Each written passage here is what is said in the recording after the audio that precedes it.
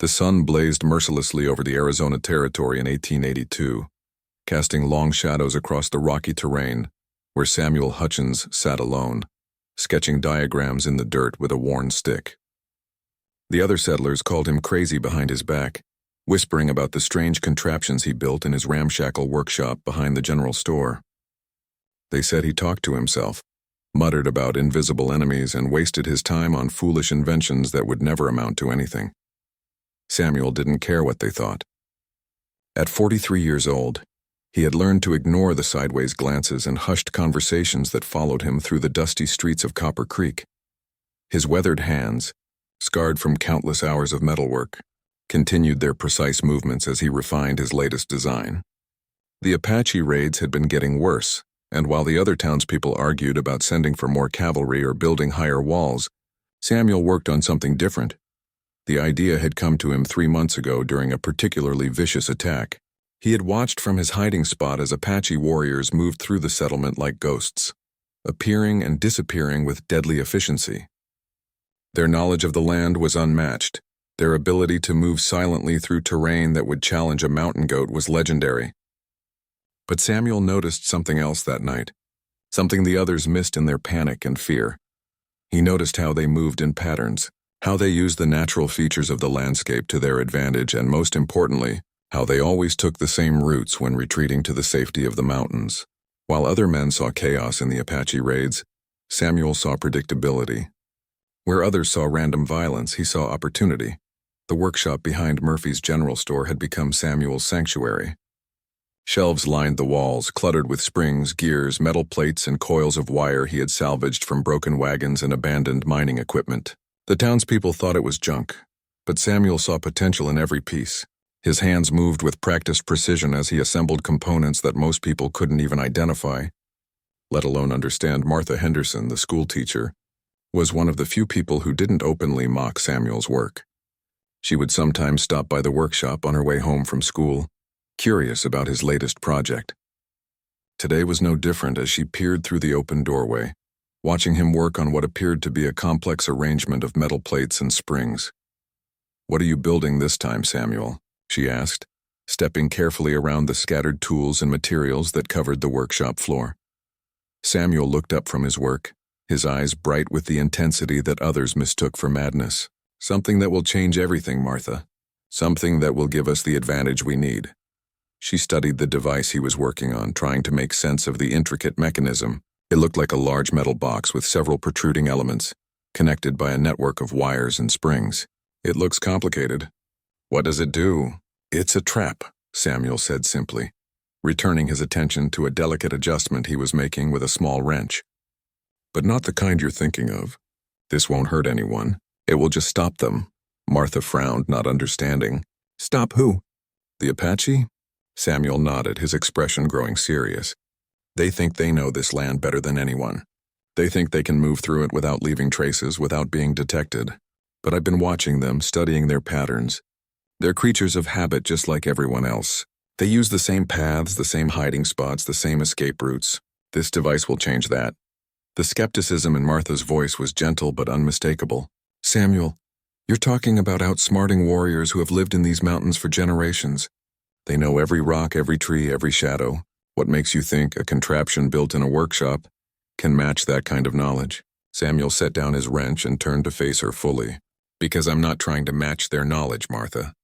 I'm trying to use it against them. Every strength can become a weakness if you understand how to exploit it.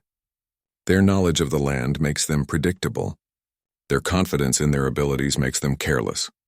This device will use both of those things." Outside the workshop, the sounds of the settlement continued as usual. Children played in the dusty streets while their mothers hung laundry and prepared evening meals. Men gathered outside the saloon to discuss the latest news and share their concerns about the increasing Apache raids. None of them knew that in the cluttered workshop behind the general store, one man was working on something that would change the course of their conflict with the Apache forever. Samuel had always been different from the other settlers. While they saw the Apache as savage enemies to be feared and fought, he saw them as worthy adversaries to be studied and understood. He respected their skills, their knowledge of the land, and their tactical abilities. But respect and fear were two different things. and Samuel felt no fear as he worked on his invention. The device was almost complete now.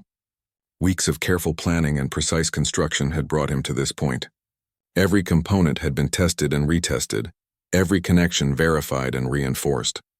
The mechanism was elegant in its simplicity, yet sophisticated enough to accomplish what no conventional trap or weapon had ever managed. As the sun began to set over Copper Creek, casting the workshop in golden light, Samuel made the final adjustments to his creation. Tomorrow he would test it in the field.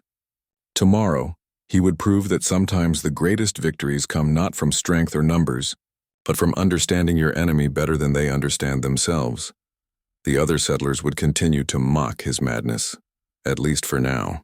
But Samuel knew that their laughter would soon turn to amazement, and their mockery would become respect. The Apache had ruled these mountains for generations, but their reign was about to face its greatest challenge from the most unlikely source imaginable. The morning mist clung to the rocky outcroppings of Devil's Canyon as Samuel loaded his strange device onto the back of his mule. The contraption, roughly the size of a large trunk, had been carefully wrapped in canvas to protect it from the elements and to hide its true nature from any curious observers. He had told Martha and the few other people who had asked that he was going out to check his mining claims. But Samuel hadn't touched a pickaxe in months. His real destination was a narrow pass between two towering rock formations that the Apache used regularly when moving between their hidden camps in the valley below. Samuel had discovered this route during weeks of careful observation, tracking the subtle signs that most people would never notice. Bent grass, disturbed stones, and scratches on rock faces told a story that only someone with Samuel's patience and attention to detail could read. The journey to Devil's Canyon took 3 hours, with Samuel leading his mule along barely visible animal trails that wound through the harsh terrain. He moved slowly and deliberately, constantly scanning the landscape for signs of Apache presence. The last thing he wanted was to encounter a war party while carrying his precious invention. His plan required secrecy and precise timing, neither of which would be possible if the Apache discovered what he was doing. When he finally reached the narrow pass, Samuel spent another hour studying the terrain and confirming his observations. The path through the rocks was exactly as he had mapped it, barely wide enough for 2 horses to pass side by side. High walls rose on either side, creating a natural funnel that would be perfect for his purposes. Most importantly, there were clear signs of recent use. Horse hooves had left impressions in the sandy soil, and fresh scrapes on the rock walls showed where riders had passed through just days before. Samuel carefully positioned his device in a shallow depression beside the trail, hidden behind a cluster of boulders that would provide both concealment and protection. The contraption was designed to be triggered by pressure, but not the kind of pressure that would be caused by a single horse or rider. Instead, it required the sustained weight of multiple animals and riders moving together, the kind of group that would indicate a war party rather than a lone traveler or small hunting group. The mechanism was ingenious in its simplicity. When triggered, it would not explode or fire projectiles like conventional traps. Instead, it would release a carefully calibrated mixture of chemicals that would create a dense choking cloud of smoke that would fill the narrow pass completely. The smoke was not poisonous, but it would be thick enough and persistent enough to create chaos and confusion among any group caught within it. But the smoke was only the beginning of Samuel's plan. Hidden within the device were dozens of small bells and metal chimes that would create a cacophony of sound when the mechanism was triggered. The noise would echo off the canyon walls, amplifying and distorting until it became a deafening roar that would spook horses and disorient riders. Combined with the impenetrable smoke, the effect would be absolutely devastating to any group trying to navigate the narrow pass. Samuel spent the rest of the morning camouflaging his device and testing the trigger mechanism.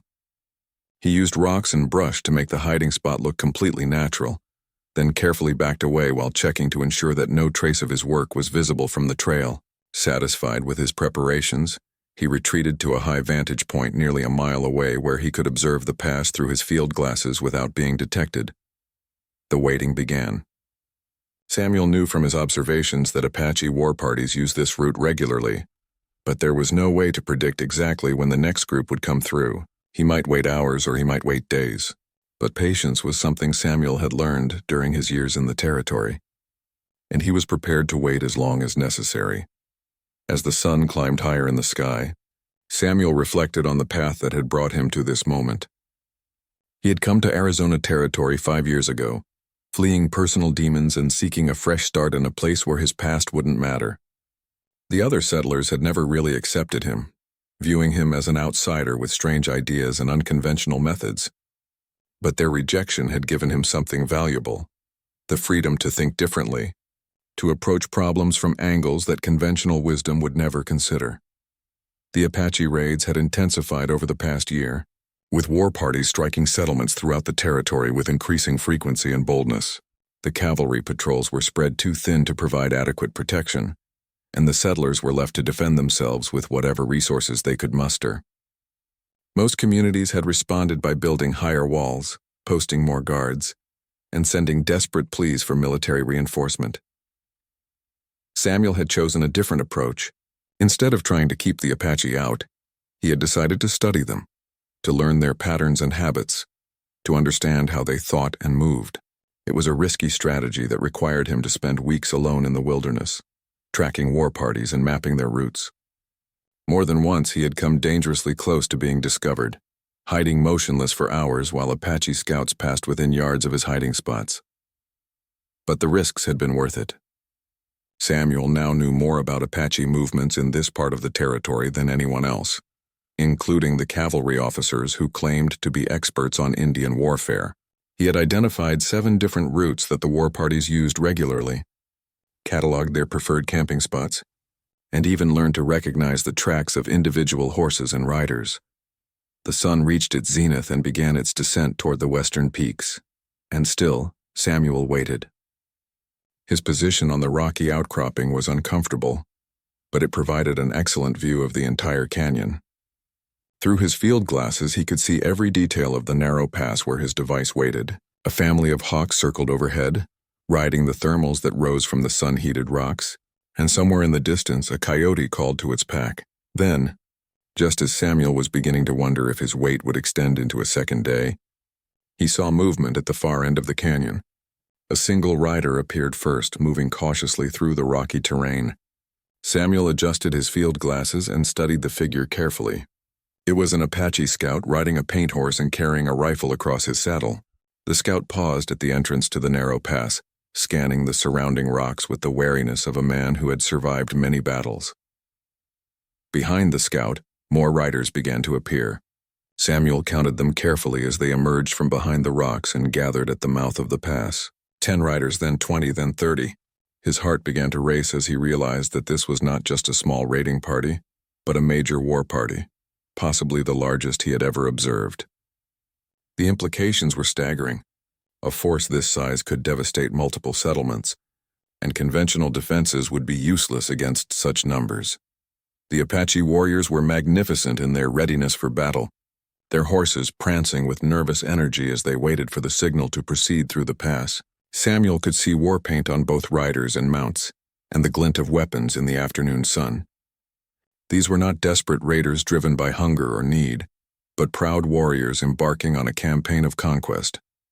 The scout finally gave the signal, and the war party began to move into the narrow pass. Samuel's hands trembled slightly as he gripped his field glasses, watching the Apache war party enter the narrow pass in single file. The lead scout moved with the fluid grace of a man completely at home in the saddle, his eyes constantly scanning the rock walls above for any sign of danger. Behind him, the main body of warriors followed in disciplined formation, their horses stepping carefully on the sandy floor of the canyon. Samuel counted again as they passed his vantage point. 37 warriors, all mounted on sturdy horses and armed with an impressive array of weapons. He could see rifles, bows, lances, and tomahawks among the war party, along with the traditional war shields that marked these men as elite fighters. This was not a hastily assembled raiding party, but a carefully organized military force with a specific objective in mind. The procession moved slowly through the pass, with each rider maintaining careful spacing to avoid crowding in the narrow confines. Samuel could hear the soft sounds of their passage even from his distant position: the creak of leather, the gentle clink of metal against metal, and the occasional snort from one of the horses. The Apache were masters of silent movement, but in the echo chamber of the canyon, even their whisper-quiet progress was amplified. As the middle of the column approached his hidden device, Samuel felt his pulse quicken. The trigger mechanism required sustained pressure from multiple animals, and he had calculated that the weight of at least 8 horses would be needed to activate it. The lead riders had already passed over the trigger point without incident, exactly as Samuel had planned. He needed the main body of the war party to be directly over the device when it activated for maximum effect. The moment arrived with sudden, explosive force. The 10th horse in the column stepped onto the trigger plate just as 3 more riders crowded behind it, and Samuel's device erupted into action. A massive cloud of dense white smoke billowed upward from the hidden mechanism, instantly filling the narrow pass with an impenetrable fog that swallowed the Apache warriors completely. The effect was even more dramatic than Samuel had hoped. Within seconds, the entire canyon was filled with roiling smoke that obscured everything beyond arm's length. The carefully controlled chemical mixture created a cloud that was not only dense but persistent, clinging to the rock walls and hanging in the still air like a living thing. Then came the sound. The bells and chimes hidden within Samuel's device began their cacophonous symphony, amplified and distorted by the canyon walls, until the noise became a deafening roar that seemed to come from everywhere at once. The metallic clanging echoed back and forth between the rock faces, creating a sound unlike anything the Apache had ever heard. Through his field glasses, Samuel could see only glimpses of what was happening within the smoke cloud. Shadowy figures of panicked horses reared and plunged as the unexpected noise and blindness triggered their flight instincts. The disciplined formation that had entered the pass dissolved into chaos as riders fought to control their mounts while unable to see more than a few feet in any direction. Shouts and commands in the Apache language could be heard above the mechanical din, but the voices seemed disembodied and confused. Warriors who had ridden together for years suddenly found themselves isolated and disoriented, unable to locate their companions or determine which direction led to safety. The narrow walls of the canyon, which had seemed like familiar terrain just moments before, had become a trap that magnified their confusion. Samuel watched in fascination as individual riders emerged from the smoke cloud, their horses wild-eyed and covered in sweat from the panic. Some warriors managed to maintain control of their mounts and attempted to rally their scattered companions, but their voices were lost in the continuing noise from the device. Others simply fled, allowing their horses to carry them away from the terrifying cacophony. The smoke continued to pour from Samuel's mechanism, fed by a chemical reaction that he had designed to last for exactly 15 minutes. During those 15 minutes, the narrow pass would remain completely impassable, and any attempt to traverse it would result in the same disorientation and panic that was currently gripping the Apache war party. What amazed Samuel most was how completely the trap had disrupted the Apache's legendary composure and tactical discipline. These were warriors who had faced cavalry charges, artillery barrages, and rifle volleys without breaking formation. They had fought in dozens of battles against overwhelming odds and had never shown fear in the face of conventional weapons. But his unconventional device had accomplished what no military force had ever managed. It had rendered them helpless. More riders continued to stumble out of the smoke cloud, some leading their horses on foot after being thrown from the saddle. Samuel could see that several warriors had been injured, though not from any deliberate weapon. Instead, they had been hurt by their own panicked horses or by collisions with the canyon walls in the confusion. The trap had been designed to incapacitate rather than kill, and it was working exactly as intended. The war chief finally emerged from the smoke, identifiable by his elaborate headdress and the respect shown to him by the other warriors. Even from his distant position, Samuel could see the confusion and anger on the chief's face as he tried to understand what had happened to his carefully planned movement through the pass. The man was clearly a veteran of many campaigns, but nothing in his experience had prepared him for this type of encounter. Samuel began to see the tactical genius of his approach. By using the Apache's own strengths against them, he had achieved something that conventional military thinking said was impossible. Their knowledge of the terrain had made them confident and perhaps a little careless. Their skill as riders had made them dependent on their horses, which became liabilities when the animals panicked. Their discipline and formation had become a weakness when visibility was reduced to 0. As the 15-minute timer on his device began to wind down, the smoke gradually started to dissipate. The bells and chimes fell silent one by one as their spring mechanisms exhausted themselves. The narrow pass slowly began to clear, revealing the full extent of the chaos that had been created. Scattered equipment littered the canyon floor, where warriors had dropped weapons and supplies in their desperate attempts to escape the confusion. Several horses wandered riderless through the rocks, having thrown their riders during the panic. The carefully organized war party that had entered the pass with such confidence had been transformed into a scattered collection of individuals, many of whom were still trying to locate their companions and regroup. Samuel watched as the Apache war chief attempted to restore order to his force. The man's leadership skills were evident as he managed to gather most of his warriors and begin an assessment of their situation. But Samuel could see that the psychological impact of the trap had been as devastating as the physical disruption. These proud warriors had been humbled by an enemy they couldn't see or understand, and that knowledge would affect their confidence in future encounters. The immediate danger to the settlements had been neutralized, but Samuel knew that this was only the beginning. Word of what had happened in Devil's Canyon would spread quickly through the Apache camps, and they would be seeking answers and revenge. Samuel remained in his concealed position for another hour, carefully observing as the Apache war party slowly regrouped and attempted to make sense of what had happened to them. Through his field glasses, he could see the war chief moving among his warriors, checking for injuries and listening to their confused accounts of the encounter. The man's frustration was visible even from a distance as he struggled to understand how an organized military force had been reduced to chaos by an invisible enemy. Several of the warriors approached the area where Samuel's device had been hidden, now revealed by the dissipating smoke as a cluster of metal components nestled among the rocks. They examined the mechanism with the careful attention of men who understood that their lives might depend on learning how it worked. Samuel watched with professional interest as they traced the trigger system and studied the chemical containers that had produced the smoke. What impressed Samuel most was how quickly the Apache adapted to the new situation. Within 30 minutes of the trap's activation, they had not only regrouped but had also developed a preliminary understanding of how the device functioned. Warriors were dispatched to scout alternative routes through the canyon system, while others began the process of collecting their scattered equipment and rounding up the loose horses. The war chief's tactical brilliance became apparent as he reorganized his force for the changed circumstances. Rather than abandoning their mission entirely, he split his warriors into smaller groups that could move through terrain where such devices would be less effective. Samuel realized that he was watching a master tactician adapt to a completely new form of warfare in real time, and the sight filled him with both admiration and concern. As the shadows grew longer and the afternoon heat began to fade, the Apache finally departed from Devil's Canyon, but they did not retreat to their mountain strongholds as Samuel had hoped. Instead, they moved with deliberate purpose toward the settlements in the valley below. Their formation now spread out in a way that would make them much more difficult to trap again.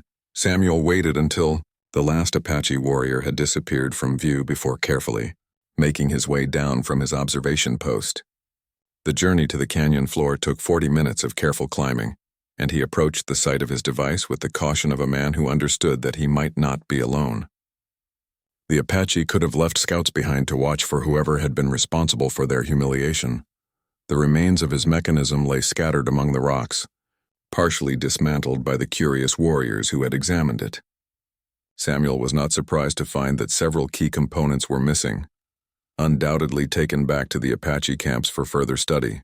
These were not superstitious savages who would dismiss the device as evil magic, but intelligent enemies who would seek to understand and counter his tactics. As Samuel gathered the remaining pieces of his invention, he found clear evidence that the Apache had spent considerable time analyzing its construction. Scratch marks in the metal showed where they had tested the trigger mechanism, and the careful way the device had been disassembled revealed a systematic approach to reverse engineering. They would be ready for similar traps in the future, which meant that Samuel would need to develop new and more sophisticated methods. The ride back to Copper Creek gave Samuel time to consider the implications of what had occurred.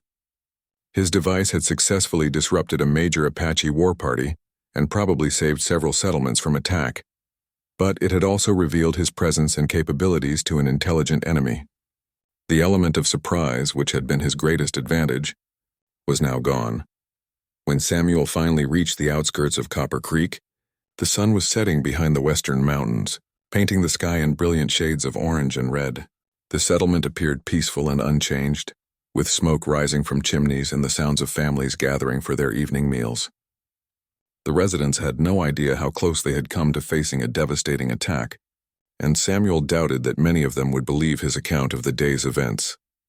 Martha Henderson was waiting on the porch of the schoolhouse when Samuel rode past, and she waved him over with obvious curiosity about his day in the wilderness.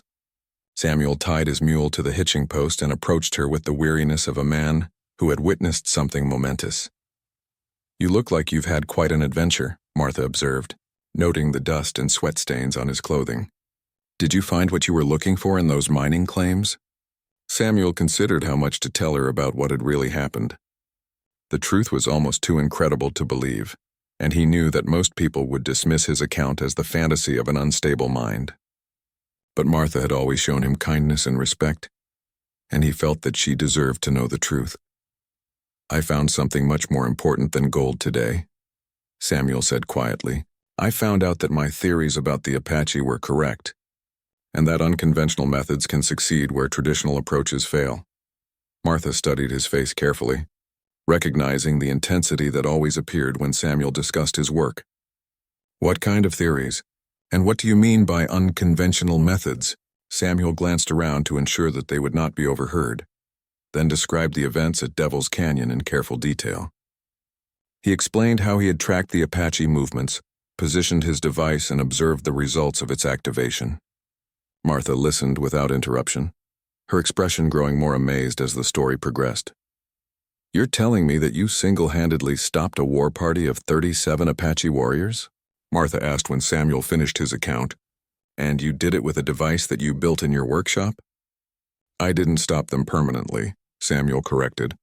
"I disrupted their immediate plans and forced them to reconsider their tactics.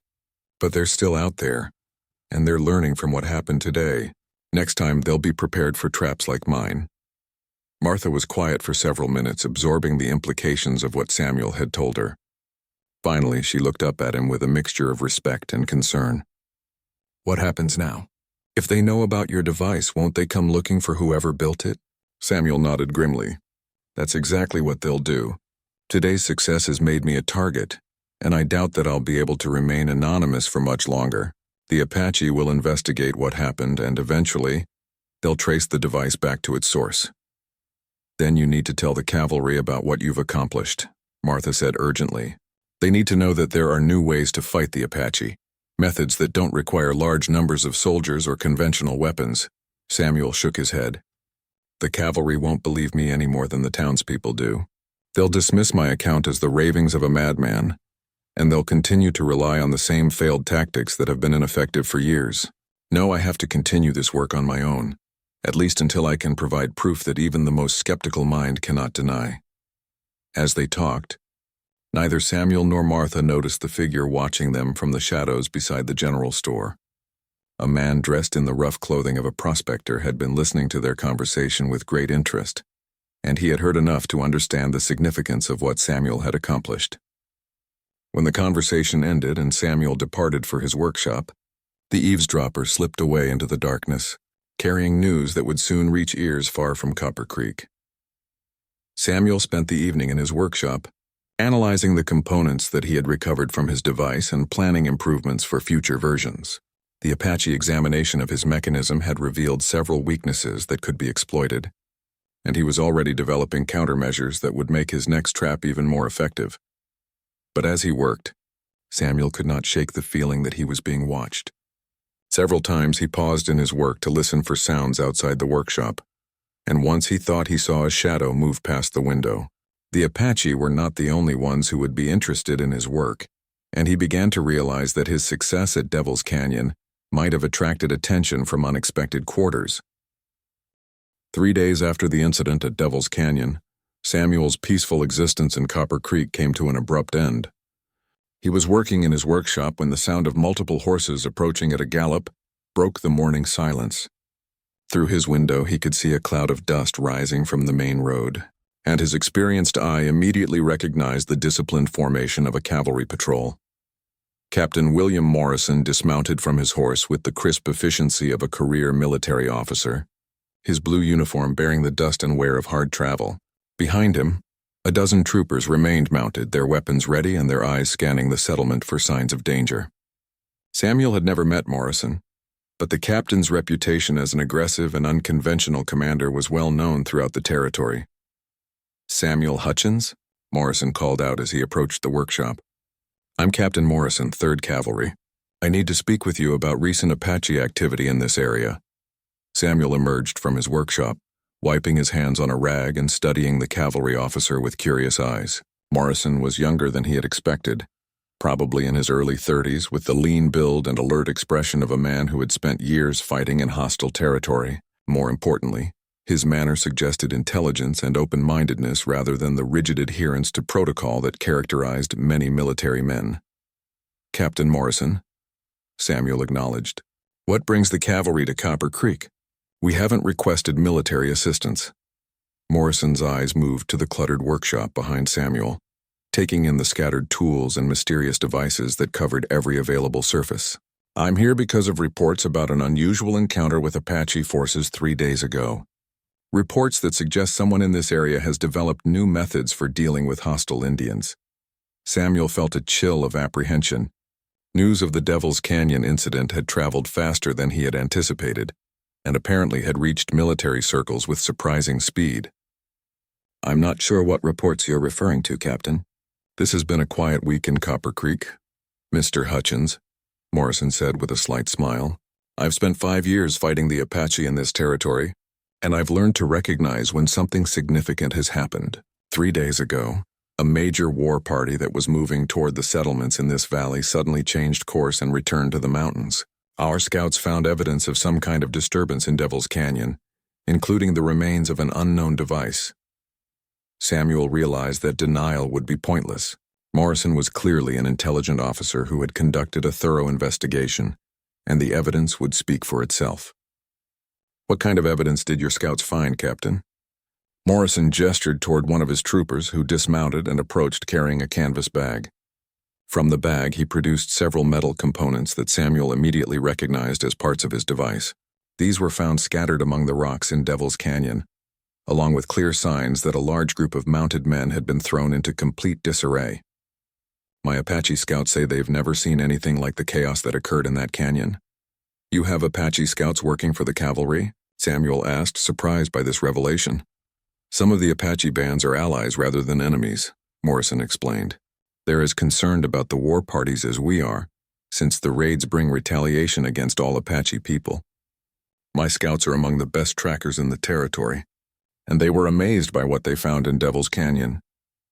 Samuel studied the officer's face, looking for signs of hostility or suspicion, but found only professional curiosity and what appeared to be genuine respect.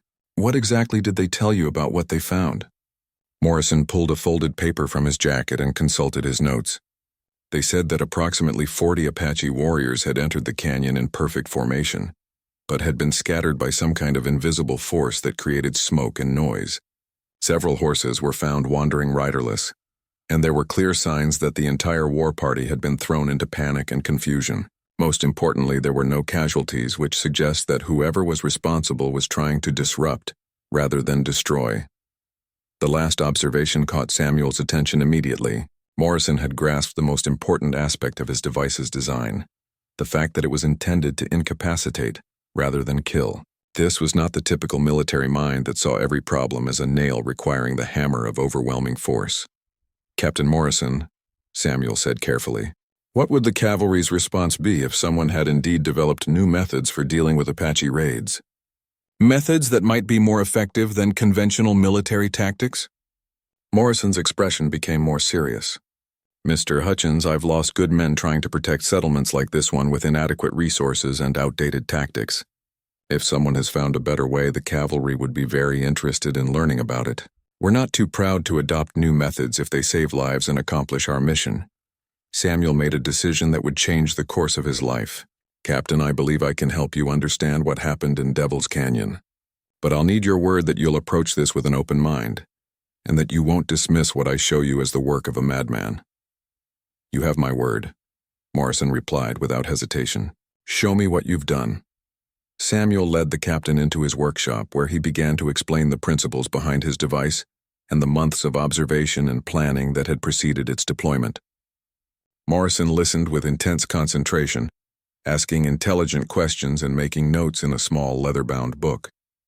It quickly became apparent that the captain had a natural understanding of tactical innovation and an appreciation for unconventional approaches to military problems. This is brilliant, Morrison said when Samuel finished his explanation. You've identified and exploited fundamental weaknesses in Apache tactics that no military manual has ever addressed. The psychological impact alone must have been devastating. Samuel felt a surge of relief at the captain's positive response. The Apache are formidable opponents, but they're not invincible. Every strength can become a weakness if you understand how to use it against them. Their confidence and their knowledge of the terrain made them vulnerable to a trap that relied on that very knowledge. Morrison studied the workshop more carefully, examining the various devices and mechanisms that Samuel had been developing. What else have you created? This can't be your only invention. Samuel showed the captain several other devices he had been working on, including an improved version of the smoke trap that would be more difficult for the Apache to dismantle and analyze. He also demonstrated a mechanism that could create the sounds of a large cavalry force, complete with horses, equipment, and shouted commands. That could be used to make a small patrol appear to be a major military force. Mr. Hutchins, Morrison said when the demonstration was complete, I have a proposition for you. The cavalry needs men like you, individuals who can think beyond conventional military doctrine. I want you to work with us to help us develop new strategies for dealing with the Apache threat. Samuel was intrigued but cautious. What exactly are you proposing, Captain? I'm not a soldier, and I have no desire to join the military. You wouldn't need to enlist, Morrison explained. We need a civilian consultant, someone who can advise us on unconventional tactics and help us develop new technologies. Your workshop could remain here in Copper Creek, but you would have access to military resources and support for your research. Before Samuel could respond, one of Morrison's troopers appeared in the doorway of the workshop, his expression urgent. Captain, we've got company. Apache riders approaching from the north, maybe 2 miles out. Morrison immediately shifted into command mode, his casual demeanor replaced by the focused intensity of a combat veteran. How many riders, Sergeant? At least 50, sir, maybe more.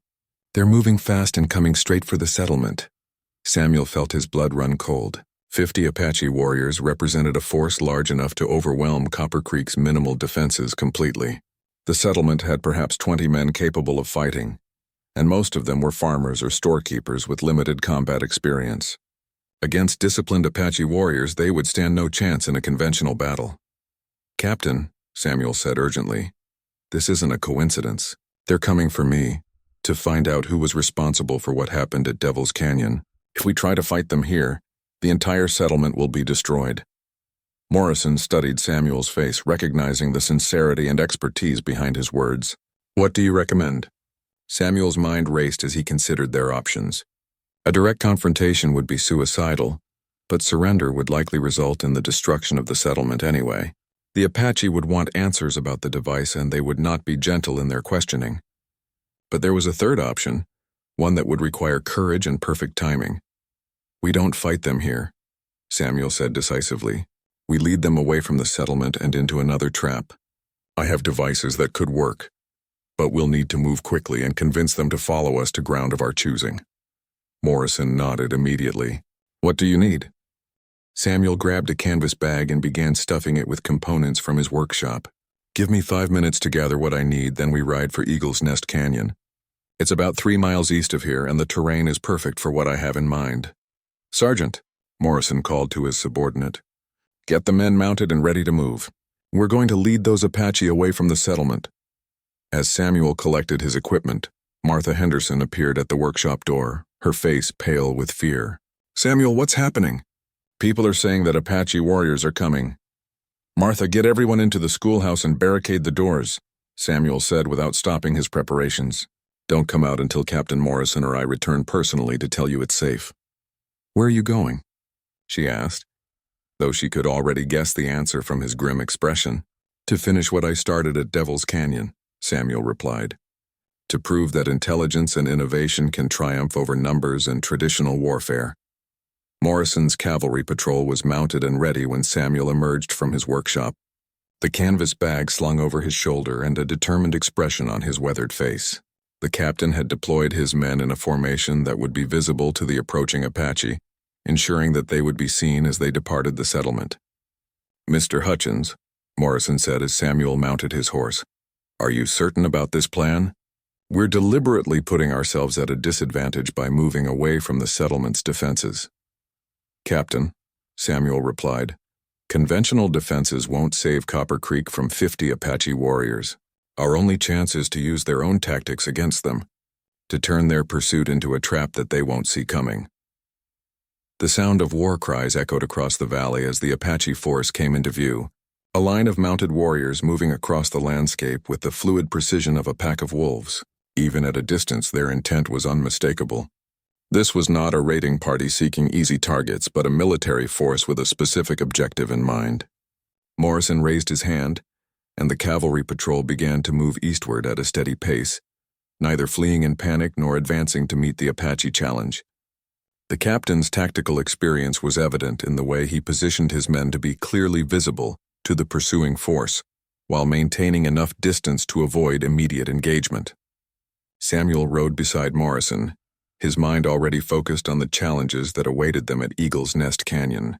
The trap he had in mind would require split-second timing and perfect execution, but if it worked, it would demonstrate once and for all that the age of conventional warfare with the Apache was coming to an end.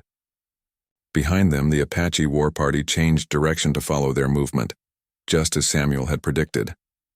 The pursuit had begun, and the fate of Copper Creek now depended on one man's ability to turn the hunter into the hunted. The ride to Eagle's Nest Canyon tested every ounce of Samuel's horsemanship and tactical planning. Captain Morrison's cavalry patrol moved at a controlled pace across the rough terrain, fast enough to stay ahead of their Apache pursuers, but not so fast as to exhaust their horses before the real battle began. Behind them, the war party followed with the relentless determination of hunters who had found their prey. Samuel used the 30-minute journey to explain his plan to Morrison in hurried detail. Eagle's Nest Canyon was a natural amphitheater surrounded by towering rock walls, with only one entrance wide enough for mounted men. The Apache would see it as an ideal place to corner their quarry, but Samuel intended to turn that apparent advantage into their greatest weakness. "The key is timing," Samuel explained as they rode. "We need to get into position and deploy my devices before they can surround us. Once they enter the canyon, they'll think they have us trapped, but we'll actually have them exactly where we want them." Morrison listened carefully while keeping one eye on their pursuers, who were slowly closing the distance despite the cavalry's steady pace. "What kind of devices are we talking about? I saw what you accomplished at Devil's Canyon, but this is a much larger force." Samuel patted the canvas bag secured to his saddle. "I've brought 3 different mechanisms, each designed for a specific purpose. The first will create a barrier that will prevent them from retreating quickly. The second will generate enough noise and confusion to break up their formation. The third," Samuel paused, his expression growing serious, "the third will convince them that they're facing a force much larger than they actually are." As they approached Eagle's Nest Canyon, Morrison deployed his men according to Samuel's instructions. The 12 cavalrymen took positions behind a series of large boulders that provided cover, while allowing clear fields of fire across the canyon floor. More importantly, their positions were carefully chosen to support Samuel's devices rather than relying on conventional military tactics. Samuel worked with fevered intensity to position his mechanisms around the canyon. The first device, a modified version of his smoke trap, was placed near the canyon entrance where it would create an impenetrable barrier when triggered. The second, an improved noisemaker that incorporated actual cavalry bugles and drums, was positioned to create maximum acoustic effect when activated. The third device was his masterpiece, a complex arrangement of mirrors and reflective surfaces that would create the illusion of dozens of additional soldiers positioned throughout the canyon. "Mr. Hutchins," Morrison called softly from his position behind the rocks, "they're coming into view. You need to finish your preparations now." Samuel made final adjustments to his devices while keeping low to avoid being seen by the approaching Apache. Through gaps in the rocks, he could see the war party approaching the canyon entrance, with the confidence of men who believed they had cornered their enemy. The war chief rode at the front of the formation, his elaborate headdress marking him as a leader of significant importance within the Apache hierarchy. What Samuel found most impressive was the discipline and organization of the Apache force. Despite their eagerness to capture the men responsible for the Devil's Canyon incident, they approached the canyon with tactical caution, sending scouts ahead to examine the terrain and check for obvious ambushes. Samuel watched through his field glasses as the scouts reported back to their chief, apparently finding nothing suspicious about the canyon or the cavalry patrol's defensive positions. The war chief raised his hand, and the entire Apache force moved into the canyon in a coordinated advance that demonstrated years of military experience. They spread out across the canyon floor in a formation that would allow them to attack from multiple directions while preventing their quarry from escaping through the single entrance.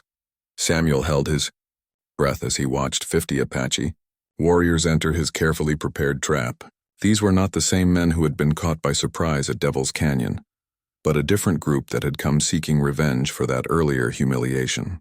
They moved with deadly purpose, their weapons ready and their eyes scanning the rock walls for any sign of additional enemies. Now, Samuel whispered to himself, and activated the first device. The smoke barrier erupted across the canyon entrance with spectacular effect, creating a wall of dense white fog that completely sealed the only exit from the natural amphitheater. The Apache warriors immediately recognized the significance of what had happened, but their discipline held as they continued their advance toward Morrison's cavalry positions. Samuel triggered the second device, and the canyon filled with the thunderous sound of cavalry bugles, drums, and shouted commands. The acoustic effects were even more dramatic than he had hoped, with the sound bouncing off the rock walls and creating the impression of a much larger military force converging on the canyon from all directions. But it was the third device that created the most spectacular effect. As Samuel activated the mirror system, dozens of reflected images of Morrison's 12 cavalrymen appeared throughout the canyon, creating the illusion of a massive military force that had somehow materialized from thin air. The reflections moved and shifted as the real soldiers adjusted their positions, making it impossible for the Apache to determine which figures were real and which were mere illusions. The psychological impact on the Apache war party was immediate and devastating. Warriors who had entered the canyon with complete confidence suddenly found themselves apparently surrounded by an enemy force several times larger than their own. The careful formation that had served them so well began to waver as individual fighters tried to identify real targets among the bewildering array of reflections. Morrison chose that moment to reveal the tactical brilliance that had made him one of the cavalry's most respected young officers. Instead of opening fire immediately, he had his men create controlled noise and movement that enhanced the illusion while avoiding the casualties that would reveal the true size of his force. "Apache warriors," Morrison called out in a voice that carried clearly across the canyon. "You are surrounded and outnumbered. Surrender now and you will be treated with honor." The war chief's response was immediate and defiant. He raised his rifle and fired at one of the mirror images, only to see his bullet strike empty rock while the soldier he had targeted continued to move normally. The impossible nature of what he was witnessing clearly shook the confidence of a man who had never encountered anything beyond his understanding. Samuel watched with fascination as confusion spread through the Apache ranks. Warriors were firing at targets that turned out to be illusions while real cavalrymen remained hidden and protected. The noise devices continued their cacophony, making communication nearly impossible and adding to the sense of chaos and disorientation. But Samuel also saw something that concerned him deeply. Despite their confusion, the Apache were beginning to adapt to the new situation. Small groups of warriors were working together to test the reality of various targets, and their systematic approach suggested that they would eventually identify the real soldiers among the illusions. "Captain Morrison," Samuel called out urgently. "They're figuring out the trick. We need to act before they regain their tactical advantage." Morrison had reached the same conclusion independently. "All men prepare for coordinated volley. Target the war chief and his immediate subordinates." The careful discipline of the cavalry patrol became apparent as 12 rifles spoke almost simultaneously, their shots carefully aimed at the Apache leadership rather than the rank-and-file warriors. The effect was immediate and decisive. as the war chief and 3 of his senior leaders fell from their horses, victims of precise marksmanship, rather than the technological trickery that had created the initial confusion. With their leadership eliminated, the Apache war party's discipline finally broke completely. Warriors who had maintained their composure despite the bewildering illusions now faced the reality that they were trapped in a killing ground with no clear escape route. Some attempted to charge the cavalry positions, only to discover that the soldiers they attacked were mere reflections.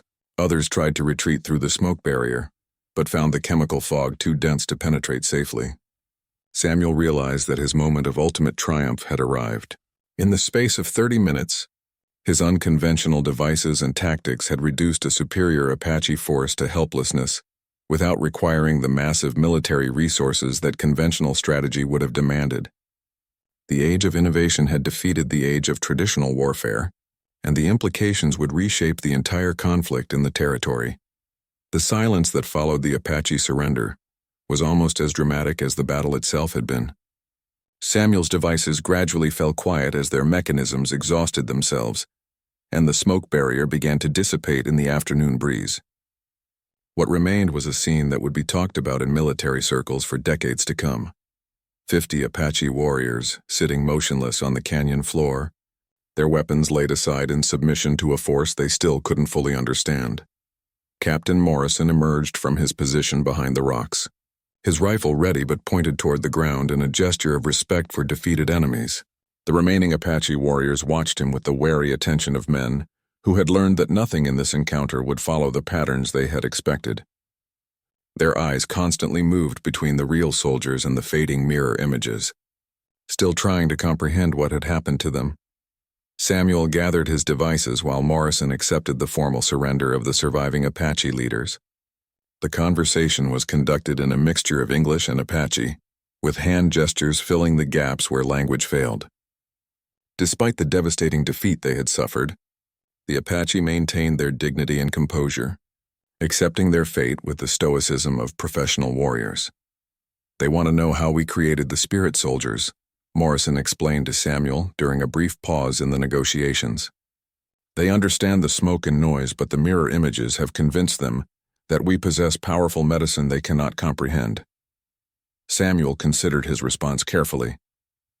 The Apache were defeated but not destroyed, and their reaction to this encounter would influence future conflicts throughout the territory. "Tell them that knowledge and innovation are more powerful than any medicine," he said finally. "Tell them that the white man's strength comes not from magic, but from understanding how the world works and using that understanding to solve problems." Morrison translated Samuel's words, and the response from the Apache leaders was immediate and intense. They engaged in rapid discussion among themselves, clearly debating the implications of what they had heard. Finally, the senior surviving warrior approached Morrison with obvious respect in his manner. "He says they understand now why they could not defeat the white soldiers," Morrison translated. "He says his people have relied on courage and traditional ways." "But you have shown them that the world is changing and they must change with it, or be defeated again and again." The formal conclusion of the battle took nearly 2 hours, as Morrison negotiated the terms of surrender and arranged for the Apache prisoners to be escorted to the nearest military post. Samuel was impressed by the captain's fairness and respect for his defeated enemies, qualities that suggested a deeper understanding of warfare than mere tactical competence. As the sun began to set over Eagle's Nest Canyon, Samuel and Morrison found themselves alone with the remnants of the devices that had made their victory possible. The mirrors lay scattered among the rocks, their reflective surfaces catching the last rays of sunlight. The smoke generators had exhausted their chemical charges, leaving only empty metal containers as evidence of their spectacular performance. "Mr. Hutchins," Morrison said as they prepared to depart, "you've accomplished something today that will change how the cavalry approaches Indian warfare for years to come. Your methods have proven that intelligence and innovation can achieve what brute force cannot." Samuel felt a mixture of satisfaction and sadness as he looked around the canyon. His devices had worked perfectly, demonstrating the principles he had spent months developing and testing. But the success had come at a cost that he was only beginning to understand. The Apache had been a worthy adversary, and their defeat marked the end of an era in the American West. Captain Morrison, Samuel said thoughtfully, I hope that what we've accomplished here today will lead to fewer battles rather than more. The Apache are a proud and intelligent people, and they deserve to be treated with respect even in defeat. Morrison nodded in agreement. The territorial governor will want to meet with you when news of this battle reaches him. Your methods could revolutionize not just Indian warfare but military tactics in general. Are you prepared for that kind of attention? Samuel considered the question as they mounted their horses for the ride back to Copper Creek. Fame and recognition had never been his goals, but he understood that his work would inevitably attract attention from people in positions of power. The challenge would be ensuring that his innovations were used responsibly and ethically. The return journey to Copper Creek gave Samuel time to reflect on how dramatically his life had changed in just a few days. He had gone from being dismissed as a harmless eccentric to being recognized as a tactical genius whose innovations had achieved what conventional military thinking said was impossible. The transition was both exciting and troubling. When they finally reached the settlement, they found the entire population gathered in the town square, anxiously awaiting news of the battle. Martha Henderson was among the first to approach, her relief evident as she saw Samuel and Morrison returning safely. Behind her, the other residents of Copper Creek watched with the mixture of curiosity and skepticism that Samuel had learned to expect. What happened? Martha asked urgently. We heard sounds of battle from the direction you went, but then everything went quiet. Morrison dismounted and addressed the assembled crowd with the confidence of a man who had important news to share. Citizens of Copper Creek, I'm pleased to report that the Apache threat to your settlement has been eliminated. Mr. Samuel, Hutchins has demonstrated tactical innovations that enabled a small cavalry force to defeat a superior enemy without suffering a single casualty. The crowd's reaction was immediate but mixed. Some residents cheered and applauded, finally understanding that the strange man they had mocked for months had actually been working to protect them. Others remained skeptical, finding it difficult to believe that Samuel's odd inventions could have accomplished what Morrison claimed. Mayor Thompson, a portly man who had always been among Samuel's harshest critics, pushed forward through the crowd. Captain Morrison, are you telling us that this madman actually defeated 50 Apache warriors with his contraptions? Morrison's expression hardened at the disrespectful reference to Samuel. Mr. Thompson, I'm telling you that Mr. Hutchins has demonstrated tactical brilliance that saved your settlement from certain destruction. His innovations represent the future of warfare in this territory, and you would be wise to treat him with the respect he has earned. Samuel stepped forward before the mayor could respond, recognizing an opportunity to address the community that had rejected him for so long. Mayor Thompson, I understand your skepticism. For months you've watched me work on devices that seem to have no practical purpose, but everything I built was designed with one goal in mind: protecting this settlement and its people from Apache raids. He gestured toward the workshop that had been his sanctuary for so many months. The contraptions you mocked have proven that intelligence and innovation can triumph over superior numbers and traditional tactics. More importantly, they've shown that we don't have to rely on distant cavalry patrols or territorial governors for our protection. We can defend ourselves if we're willing to think differently about the challenges we face. Martha stepped forward, her voice carrying clearly across the silent crowd. Samuel, what happens now? Will you continue your work here in Copper Creek? Samuel looked around at the faces of his neighbors, seeing a mixture of respect, curiosity, and lingering skepticism in their expressions. That depends on whether Copper Creek wants me to stay. I've proven that my methods work, but I've also made enemies among the Apache who will remember what happened here. Anyone associated with me could become a target for revenge. Captain Morrison cleared his throat, drawing attention back to himself. Mr. Hutchins, before you make any decisions about your future, you should know that the territorial government will be very interested in your work.